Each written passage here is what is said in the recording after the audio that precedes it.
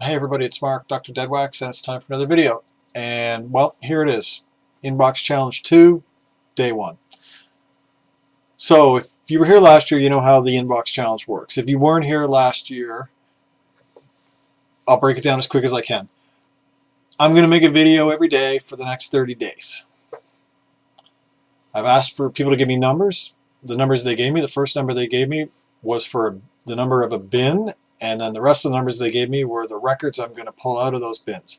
I'm going to pull those out, I'm going to clean them on the Okie Nokie, I'm going to play them, I'm going to listen to them, and then I'm going to do some research on them, talk about any dead wax blather there is in them, and show the records and kind of do out of the inbox, but 30 days in a row. So 30 people have given me numbers. Last year I went long. This year Christmas is like a day after this ends or a day or two after, so I doubt I'm going to do more than 30. Last year I did 50. That's not going to happen again. But on your day, if I don't make a video and I don't pull the numbers, you can have the records that your numbers picked if you pay the shipping. That's my penalty. That's what keeps me honest, what keeps me going, what keeps me from saying I'm going to do this for 30 days and I'm not actually doing it.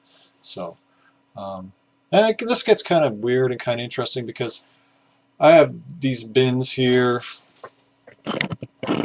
This is just, somebody asked me in another video, was that my inbox? And I had to admit that no, that was only part of my inbox. But anyways, they're numbered. I pull the records out. I go through these things all the time. I've got more in the basement. And I pull things out that kind of interest me that I want to listen to next.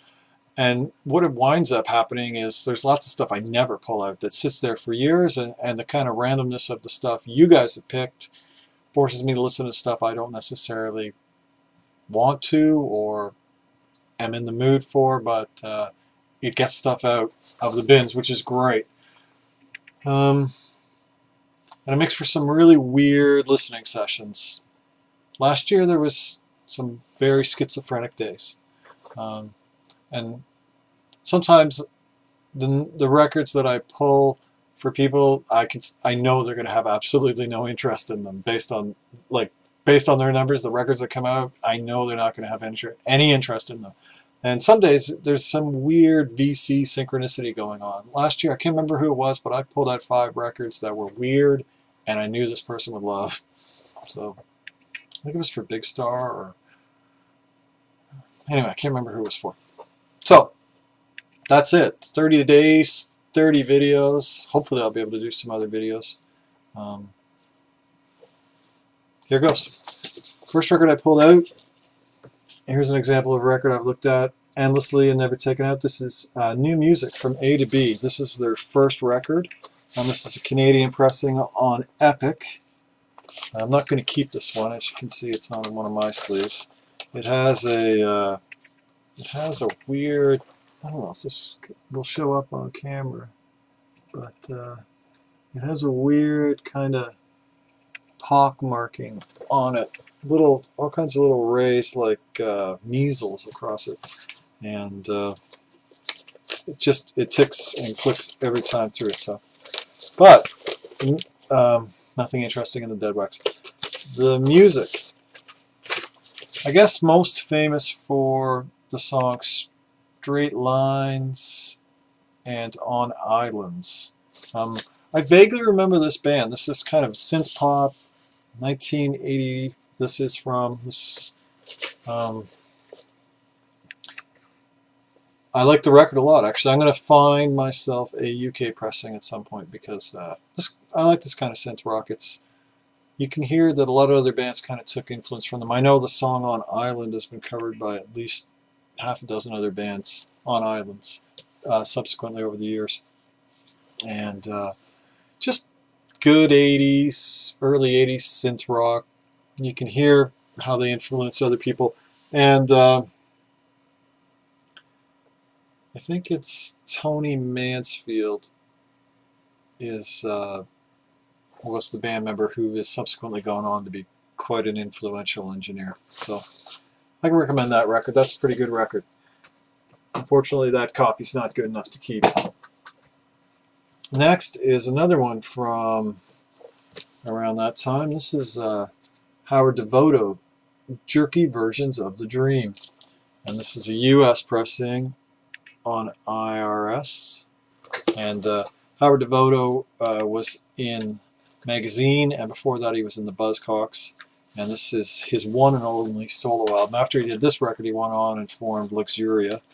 This is on the Silver I.R.S. label. Nothing interesting again in the Dead Wax on this.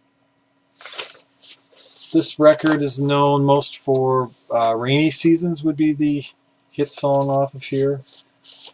Doesn't have anything, but it does have the I.R.S. company inner, which has like the I.R.S. man's face.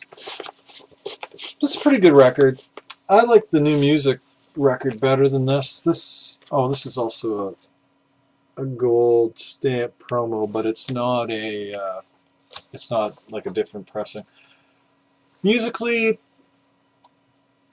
it's not as interesting to me personally as the New Music record, like I said. And it's a little pop, and it's a little, I don't know, it's not great. I'm not a fan of the song Rainy Season. Interesting, in some songs, his voice, it really, and the way he sings and kind of what he was singing about, really reminds me of some of the more obscure, less popular material from Soft Cell, with his voice, of course, sounding like Mark Almond. But I don't know. Some people will love that record. It's okay. Next is a record I've never heard before. I've never heard anything from this band before, but everybody talks about them all the time. This is Faust. Wow, look at that.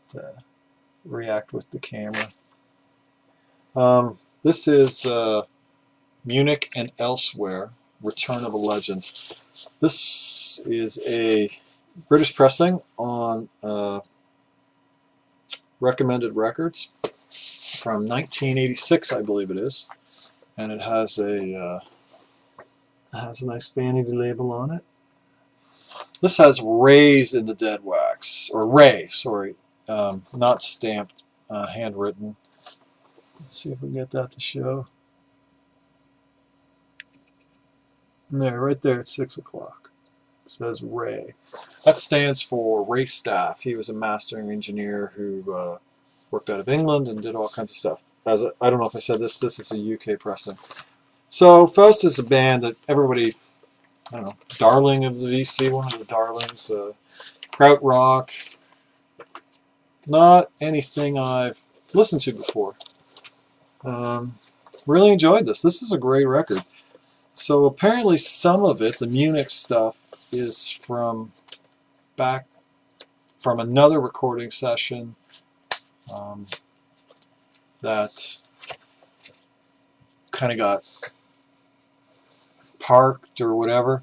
And then the other stuff is stuff that was recorded around 1986 when this was released. And this is a great record. This is really eclectic, interesting music. It has all of those krautrock elements and an element of experimentation and stuff to it. So I can recommend this. I like this a lot. I'm going to look for more Faust. I mean, it's not that I haven't been looking for krautrock, but krautrock's not something you come across, and an awful lot of krautrock has been pirated as well. Lots of pirated pressings of stuff. The entire catalog's pirated. And I don't buy pirated vinyl, so that kind of keeps me out of a lot of that. But anyway, that one's legit, and I got that at a show a year and a half ago, maybe 2 years ago, for $2. So that was a good day. Next is a record. I picked this up for a friend, but I'm not sure I can part with it now. This is Milt Jackson and Big Brass. This is This is an original pressing. Originally came out in mono and stereo, and they just put a sticker on it for the stereo ones. For Someone I Love, this is from 1960, and in 1963 this was re-released by Riverside, and that re-release is called Bags and Brass, because Milt Jackson is known as Bags. So Milt Jackson and Big Brass is the same record as Bags and Brass. And this is on the original blue Riverside label. Just plain old stampers in the dead wax, nothing there. And this is a really great record. I've said it before, I'm of mixed emotions about vibes and jazz. And I'm not a big fan of Gary Burton, but every so often there's a Gary Burton that's just excellent. I'm not a big fan of Milt Jackson. Every so often there's a Milt Jackson that's really good, and this is one. So I am not sure if I'll be passing that on to my friend or not, but probably will, because I bought it with the intention to give it to him. And finally is something I picked up recently when I was out with Ottavio. This is the Jan Garbarek Bobo Stenson Quartet, Dansere, with Jan Garbarek, Bobo Stenson, Palle Danielson, and John Christensen. This is a German pressing on ECM, of course, and this is great.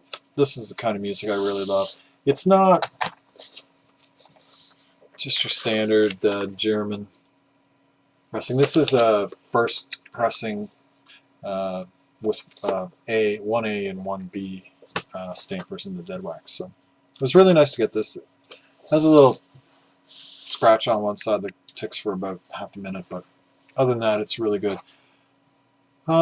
Musically, I mean, it's great music. I love that kind of music, but it's got a little bit of that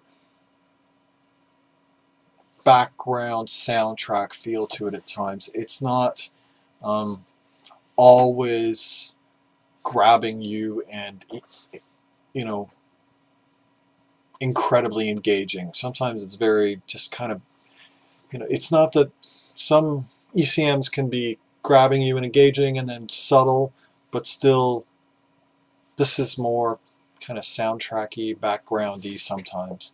And it appeals to me a lot, but it's not not all of this record would be a record I would say would be a gateway record for somebody else. But this is, anyway, regardless, it's a great record. So I really like this. I can recommend this with some reservations, depending on what you're looking for. If you like ECM records and you like ECM sound, you'll like this.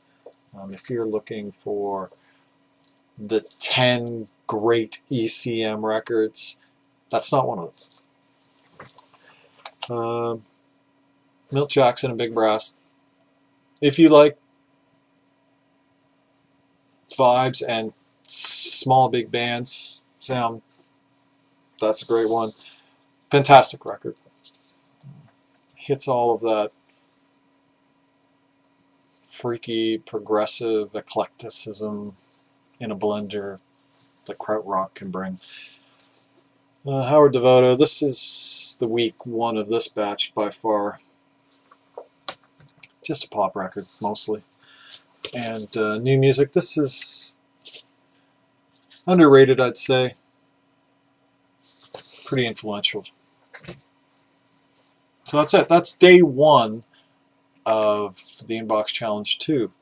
And thanks for playing along, Dino. And we'll see you tomorrow, people. Have a great day, everybody. Keep the record spinning.